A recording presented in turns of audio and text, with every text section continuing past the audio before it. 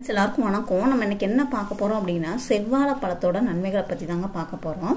செவ்வாழைப்பழம் பார்த்தீங்க அப்படின்னா மிக அருமையான அதிசயமான வாழைப்பழங்க. இந்த வாழைப்பழத்துல இனிப்பு சுவை கொஞ்சம் அதிகமா இருக்கும். அதே மாதிரி எல்லா விதமான சத்துக்களும் பல மடங்கு அதிகமா இருக்குங்க. அப்படி என்னதான் சத்துக்கள் இதுல இருக்குது அப்படின்னு நம்ம இன்னைக்கு பார்க்குறோம். செவ்வாழைப்பழத்தை பார்த்தீங்கன்னா புதிதாக கல்யாணம் ஆன தம்பதியர்கள் சாப்பிட்றது ரொம்பவே நல்லதுங்க. ஆண் பெண் 2 பேரோட இனப்பெருக்க உறுப்புகளை மற்றும் அந்த ஹார்மோன் சுரக்கமும் ரொம்பவே இன்றியமையாத செயல்படுது இந்த செவ்வாழைப்பழங்க.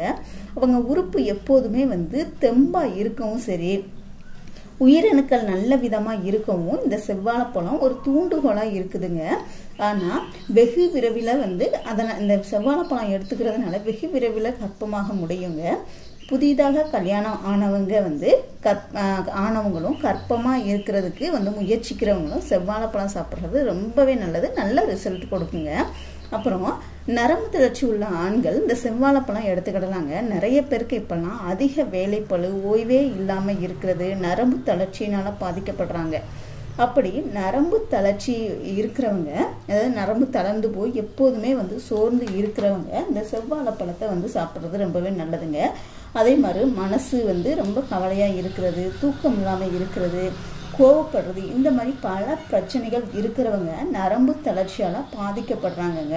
அப்படி இருக்கிறவங்க இந்த செவ்வாழைப்பழத்தை சாப்பிடும்போது நரம்பு தளர்ச்சி நரம்புகள் அந்த தளர்ச்சியை நீக்கி நரம்புகள் எப்போதுமே புத்துணர்ச்சி அடைஞ்சு உடம்புமே எப்போதுமே தெம்பா இருக்குதுங்க. உடம்புக்கு அதிக சக்தி கொடுக்கக்கூடியது இந்த செவ்வாழைப்பழங்க.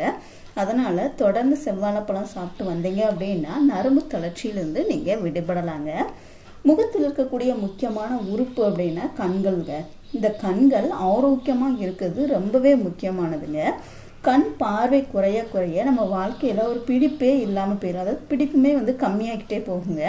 செவ்வாழைப்பழத்துல பார்த்தீங்க அப்படின்னா விட்டமின் ஏ சத்து ரொம்பவே அதிகமா இருக்குது. இது கண் புறைய நல்லா சரி பண்ணி கொடுக்கும். அதாவது விழிப்படலாம், கருவிழிகள் இதெல்லாம் நல்லா மேம்படுத்தி கொடுக்குங்க. மாலைக்கண்ணு ஏற்படாம இந்த செவ்வாழைப்பழம் பாதுகாக்குது. செவ்வாழைப்பழம் சாப்பிட்டோம் அப்படின்னா மாலைக்கண் நோய் சரியாயிருங்க.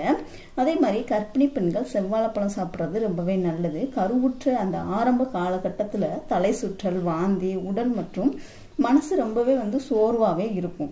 இந்த மாதிரி நேரத்துல பாத்தீங்கன்னா உடல்ல அதிகமான சத்துக்கள் உங்களுக்கு தேவைப்படும். இந்த மாதிரி நேரத்துல செவ்வாழைப்பழம் சாப்பிட்றது ரொம்பவே நல்லதுங்க.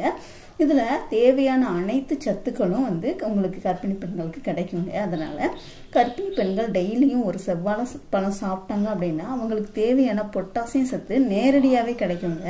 வயிற்றில் உள்ள குழந்தைக்கும் பார்த்தீங்கன்னா நல்ல ஊட்டச்சத்துக்கள் கிடைக்கும். குழந்தையுமே பார்த்தீங்கன்னா ஆரோக்கியமா வளர்றதுக்கு இந்த செவ்வாழைப்பழம் உதவியா இருக்குதுங்க. அதே மாதிரி ஈறுகள் மற்றும் பற்கள் ரொம்பவே உறுதி வாய்ந்ததா மாறுங்க. அதாவது வாயில் உள்ள அந்த துர்நாற்றத்தையும் போக்கக்கூடியது இந்த செவ்வாழைப்பழம்.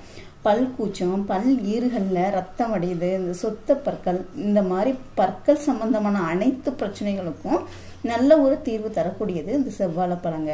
அடுத்து பார்த்தீங்கன்னா கல்லீரலையும் ஆரோக்கியமா வச்சுக்கிறதுக்கு இந்த செவ்வாழைப்பழம் பயன்படுதுங்க. கல்லீரலில் உள்ள அந்த நச்சுக்களை வெளியேற்றுதல்.